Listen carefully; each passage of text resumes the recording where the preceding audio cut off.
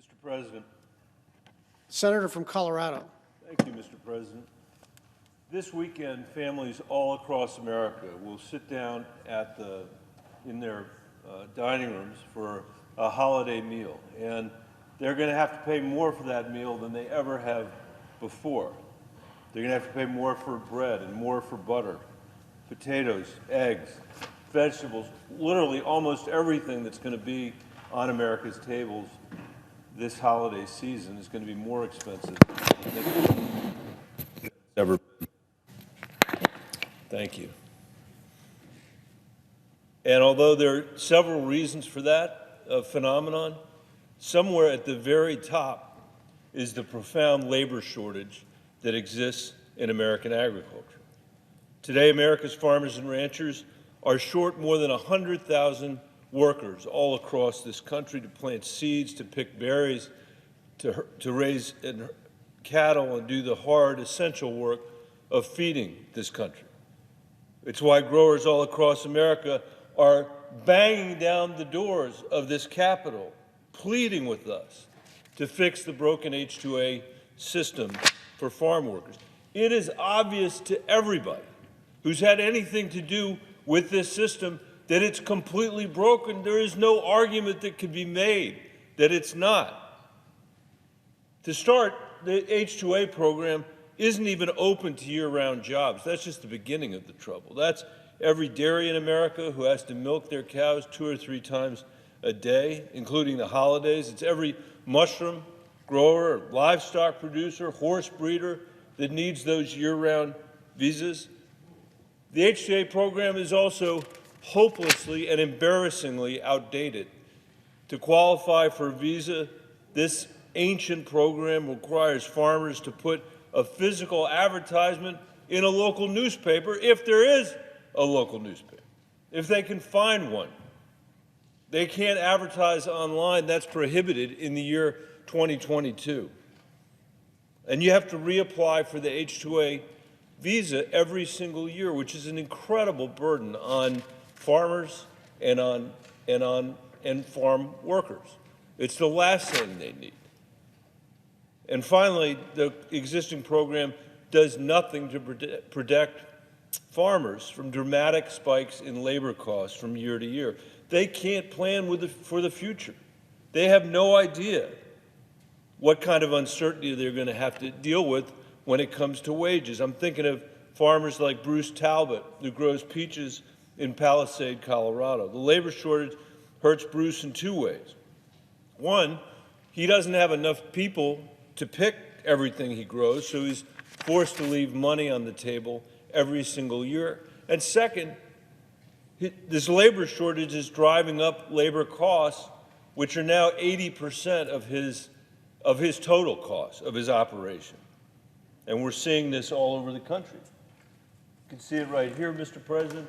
H-2A wages up almost 50% in the last 10 years. By the way, this is all wages down here, Mr. President. And this is what's happened to wages in farming and ranching in this country. It's grown so much faster than the rest of the workforce and is pushing family farms and ranches to the edge of a cliff. And sadly, a lot of them are going over that cliff or considering moving their operations from the United States to Mexico. Since 2007, Mr. President, America has lost 190,000 farms, almost all of them small family farms. That's nearly 10% of the farms in this country, Mr. President. And some industries like dairy have been hit even harder. Between 2003 and 2020, the number of dairy farms in America fell by over half, by 55%.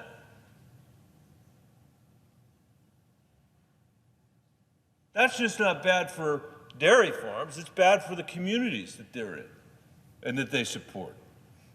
And it's bad for this country. If we don't deal with this country is on track, believe it or not, Mr. President, to become dependent on foreign food imports. You can see it here. This is the export line and here's the projected import line. We're right at the point where we could be a net importer of food for the first time in my lifetime, maybe the first time in forever. I don't know. But I don't want us to rely on other nations to feed America. We have the most productive agriculture sector in the world. And yet, because of this labor problem, we are going to accept the idea that we should be a net importer of food for other countries. That's terrible for our economic security, Mr. President, for our food security, and I would argue for our national security as well. Just on the economic point, Colorado's agriculture generates over $40 billion a year for our state's economy. Nationwide, there are nearly 20 million jobs in food, agriculture, and related industries. That's 1 in every 10 jobs in this country. And it's over $1 trillion of our GDP is agriculture. And I think people, especially people that don't work in agriculture, don't think about agriculture, don't live in maybe a rural area, they tend to forget that literally every single sector of our economy depends on agriculture. You can't have an economy without food, Mr. President. There's never been one. So when we talk about the crisis in American agriculture that I'm here on this floor to address today, we have to understand that the stakes could not be higher. At the same time we have that issue, there are hundreds of thousands of undocumented workers living in the shadows in this, farm workers living in the shadows in this country. These men and women are breaking their backs every single day to feed America. Women like Lulu Guerrero, who lives in Weld County, Colorado. She gets up at 3 o'clock in the morning, every single morning, to plant crops like watermelons and tomatoes and pumpkins. She's been doing that for 20 years. I've met people in my state that have been doing it for 30 years, been doing it for 40 years, with no status, with no protections, with no legal recourse if somebody tries to take advantage of them, many of them with U.S. citizens who are their children, people who can't go back and forth to see their relatives south of the border when somebody dies. This has been going on for decades. And we have ignored this problem in part because the food keeps showing up somehow miraculously in our grocery stores, as if somebody waved a wand to put it there. These workers have broken their backs to support their families, to support the United States of America, to make sure that we're fed. The least we can do for our own country is bring them out of the shadows of the law. The status quo is terrible for workers. It's terrible for businesses and farms, and it's terrible for American families who've seen their grocery bills go through the roof. Look at this, Mr. President. I'm not saying all of that is the labor shortage, but a huge amount of that is the labor shortage. In the last year alone, grocery prices have shot up about 12%, faster than at any time in 40 years, as you can see from this slide. And it's everything. I won't read all these, Mr. President, but it's everything. The price of apples is up 7%. The price of milk is up 15%, and I guarantee you that's a result of people unable to find people to do that work. And eggs are almost up 50%. These aren't nice to haves. None of these are nice to haves for the American people. These are essential to a well-balanced meal, to a family being able to feed itself in America. And that's why Congress has to finally fix this H-2A program, and we have the opportunity to do it. There's good news, Mr. President. We have a plan to fix it, the Affordable and Secure Food Act. Our proposal builds on legislation. This is an important point. You know, sometimes people over here blame the House of Representatives for not getting done what needs to get done for this country. In this case, they have passed this bill twice, or a version of this bill twice, in a bipartisan fashion. There were Republican members of the Congress over here last week imploring Republican members of the Senate to please pass this bill, which from the growers' perspective, by the way, is an improvement over the bill that passed in the House. The farm workers, the Farm Workers Union and many of the growers in this country have come together to support this legislation, and there's a good reason why it had bipartisan support in the House. And now from the perspective of the other side of the aisle, in many ways it's actually a better bill. Our bill opens the H-2A program to year-round jobs for the first time ever. And that's going to mean dairy farmers and mushroom growers can finally access the labor that they need, that they can't access today. It creates wage certainty for farmers, saving them $23 billion over the next 12 years. I want to say that again, $23 billion over the next 12 years, because now people are going to know what the wage increases are going to look like. They're going to be predictable. They've been agreed to. And that results in the savings of $23 billion. That's $2 billion more over that period of time than the savings that were achieved in the House bill for growers. It requires E-Verify for farm workers nationwide. That's going to help, Mr. President, with the chaos at the border, because people are now going to know they're not going to be able to come here and work illegally or in an undocumented fashion in agriculture, so they'll be less likely to want to come. And finally, the bill establishes a pathway for undocumented farm workers to apply for a green card after they've worked in agriculture for at least a decade, passed a background check, and paid a penalty. That's not amnesty. It's a recognition that anybody who's spent a decade breaking their back to feed America should have the opportunity to apply for lawful status. Are we really going to accept, as a definitional matter for this country, that we want fields filled with indentured servants in the United States of America? Is that really where we are as a nation? I don't think so. That's not what people in Colorado believe, no matter what party they're in. They don't believe that. They think we should fix this problem. They know how hard-working the people are that are working in our fields and on our ranches and at our dairies. And that's why this bill is broadly supported, not just in Colorado, but all across the country by farmers and labor, by immigration advocates, by businesses, by the American people. A vast majority of the American people know we need to fix this. And this morning, Mr. President, this isn't meant for anybody to read, I'll get to that in a moment, but over 240 groups from all across America, including from New Mexico and from Colorado, sent a letter supporting this bill. And I'm not going to read all, I'm tempted to read all 240, and there isn't anybody here tonight. But let me just give you a sense of the breadth and the depth of the support of this bill.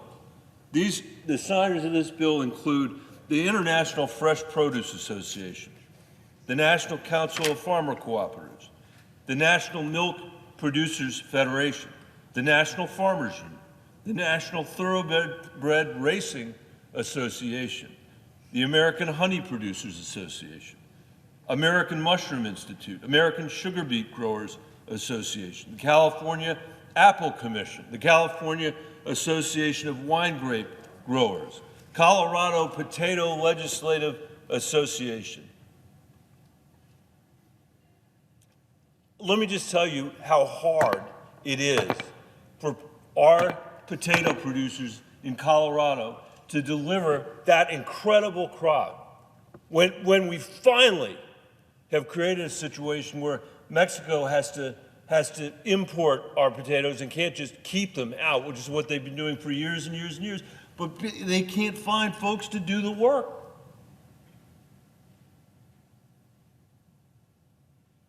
They don't know. They're already facing with the rise in input costs that farmers and ranchers have to deal with the drought that the Colorado potato growers are dealing with in the San Luis Valley that I know the presiding officer knows so well.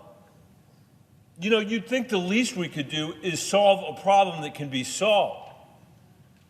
That is a major headache for them and for their colleagues all across the country, like the food producers of Idaho, the Georgia Blueberry Commission, the Idaho Hay and Forage Association, Land O'Lakes, Lone Star Milk Producers, Maine Potato Board, Michigan Nursery and Landscape Association, National Association of State Departments of Agriculture. You know, as I read this list, you know what one thing these people don't have in common? They're not Democrats or Republicans. They're just trying to deliver agricultural products to the American people. That's all they're trying to do. And they live in red states and they live in blue states. They live all over the United States of America. The National Pecan Federation, the New York Apple Association, the North Carolina Potato Association, Ohio Dairy Producers Association, the Pennsylvania Vegetable Growers Association, Premium Peanut, Mr. President, Society of American Florists, the National Asparagus Council, United Dairy Farmers of Florida, the Utah Tart Cherry Marketing Board, Mr. President, the Virginia Apple Growers Association, the Washington State Tree Fruit Association, the Western Growers. And let me say something about the Western Growers.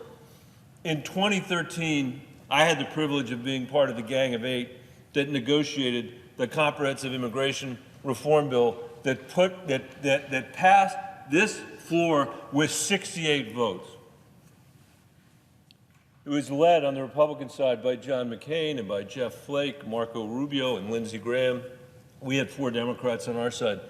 And I have to say, in the 14 years I've been in this place, that was the best work that we've done as a body. We dealt with this tough issue of immigration, and we dealt with all aspects of it. 11 million people that were undocumented, you know,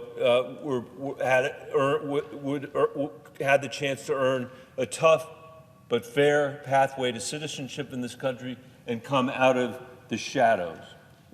We dealt with all the visa issues that have been driving this, you know, the country crazy all this year, business visas and agriculture visas. I negotiated the agriculture provisions of this bill with Senator Rubio and Senators Feinstein and Senator Hatch. And we had the most progressive DREAM Act that had ever been conceived, much less voted on as part of that bill. And it also had $40 billion of border security in it. People forget that part. Every single Democrat voted for a bill that had $40 billion of border security in it. That is a heck of a lot more money than Donald Trump ever spent to build his, you know, his wall, that medieval device. That $40 billion which was bipartisan effort, again, was meant to spend the money on 21st century technology, so we could see every inch of the border, so that the border crossings actually could be much better policed than they are today. And I'll come back to this later in the speech, but you know, I'm not somebody who believes we should have a border that's not secure. I believe we should have a secure border. I think we should. I think the American people expect that we will. And I came to this floor, I think it was in May, to say that I thought it was wrong for the Biden administration to lift Title 42 without a plan to address the border. And we are seeing the effects of that, I think, today. But that shouldn't be an excuse for making lives more miserable for people working in American agriculture. It shouldn't be an excuse for driving food prices up for families. It shouldn't be an excuse for compromising our economic independence, our food security, and our national security. We have in front of us a negotiated agreement that passed the House of Representatives with a bipartisan vote. We have an agreement that's been negotiated over here that's more generous to producers than the one that passed the House of Representatives, and that has all of this support from all these people all over the country. I'm not going to read every single one of these names, but you get the idea. These are people who probably, I would guess, many of them probably agree on nothing politically, but they agree on this. They agree on this. And part of that is because the situation they're confronting is so dire, and part of it is because they've helped produce a good piece of legislation that should get its chance. And I would ask, Mr. President, that the letter with all these names be entered into the record so I can spare you listening to all of the names. Without objection. Thank you, Mr. President. I'll end with this. There's a vegetable farmer in Brighton, Colorado, whom I've known for many, many years. His name is Robert Cicada, and his dad started Cicada Farms in 1944 after he was released from a Japanese-American internment camp where he was interned during World War II. And for almost 80 years, Cicada Farms has been a critical ingredient of our Colorado economy, a staple of Colorado, to put it in food terms. But when Robert visited my office in the last couple of years, he handed me flyers advertising his equipment for sale. And I said, Robert, why are you selling your implements? Why are you doing that? He loves what he does. He's so passionate about what he does. He's so passionate about the people that work side by side with him to produce incredible fruits and vegetables in Colorado. But he told me that he was selling because he didn't have enough labor to harvest his vegetable crop. And today, they no longer grow vegetables at Cicada Farms. They only grow row crops. Is that the future that we want for American agriculture? It's not what we want in Colorado. I've heard stories like that, like Robert Cicada's story, all over my state, all over this country for the last decade. And we don't have to accept the loss of the next 10% of America's family farms.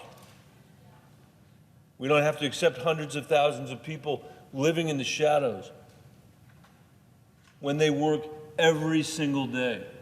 They're breaking their backs, and I don't use that term lightly, working in some of the worst conditions that there are to work in, to feed the American people,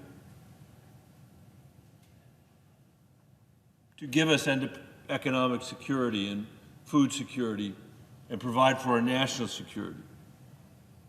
And we shouldn't accept crushing food prices for families just because this Congress can't reform an antiquated H-2A program. And we can do something about this week before we go home with this proposal.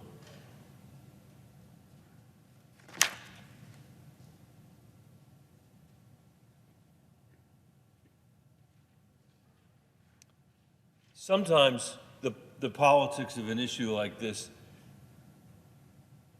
seems so hard that you're defeated on it before you even get started.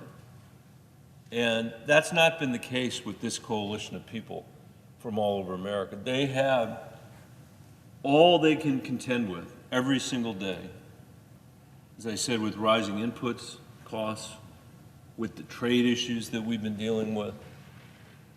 You know, they've got every reason in the world not to spend a moment trying to actually pass this piece of legislation, but it's so important to them because this labor issue is so critical to the future of American agriculture, and they know it, and they have a sense of urgency about it, and they want us to overcome our fears and our political concerns to come together and do what the House of Representatives did, which is pass a bipartisan bill.